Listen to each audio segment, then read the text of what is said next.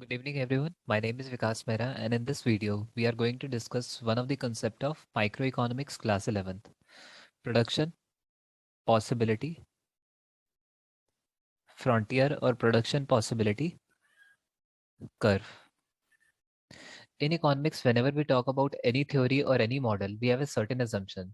So prior giving definition of this concept, I would like to discuss the assumption of this model.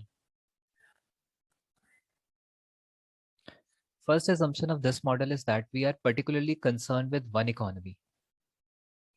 It means we are talking about one economy. That one economy can be India, that one economy can be USA, can be any other economy of this world. Assumption number two, the economy is producing only two goods. The economy is dealing with two goods only, namely good X and good Y. Although this is an unrealistic assumption, but for the simplicity of the model, this assumption is taken into consideration. Assumption number three, the resources in the economy is limited. The resources in economy is limited. This is a realistic assumption. Even if we are talking about a very rich developed country like USA, Russia, or we are talking about a developing or underdeveloped country, the resources is limited. The reason behind is that the wants of the people are unlimited. Wants are unlimited. Assumption number four, resources or inputs are imperfect substitutes of each other. Are imperfect substitute of each other. This is a very important assumption because this is the only assumption which decides the curvature of PPC.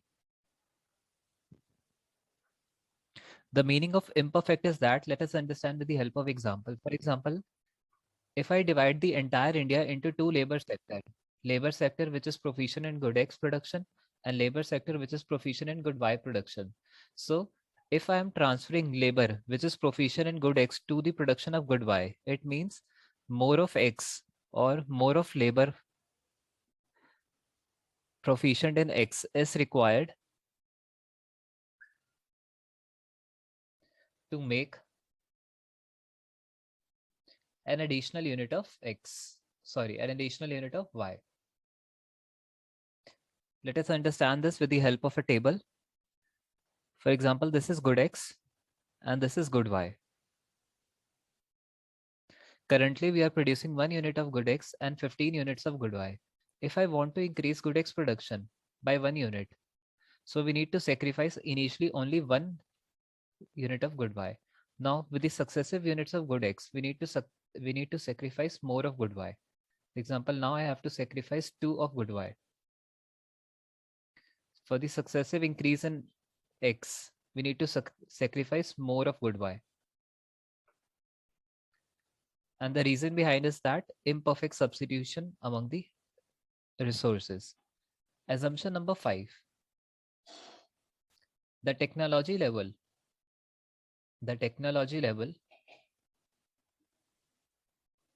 is assumed to be constant.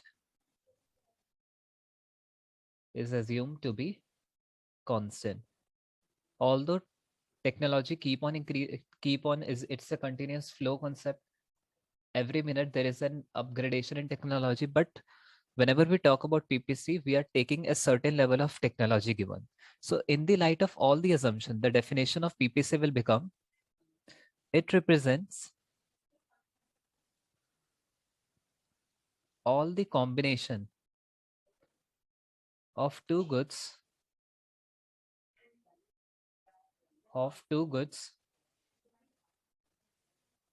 that is good X and good Y, that a full employment economy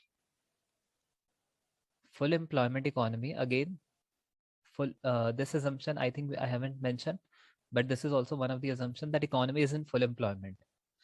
The meaning of full employment is, in brief, I will tell you, it means there is no involuntary unemployment exists.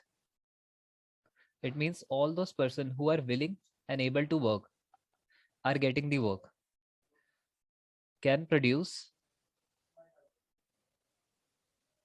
with limited resources,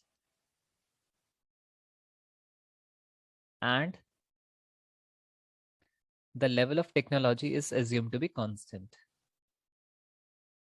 And rather we can say that, and with the given level of technology, and with the given level of technology.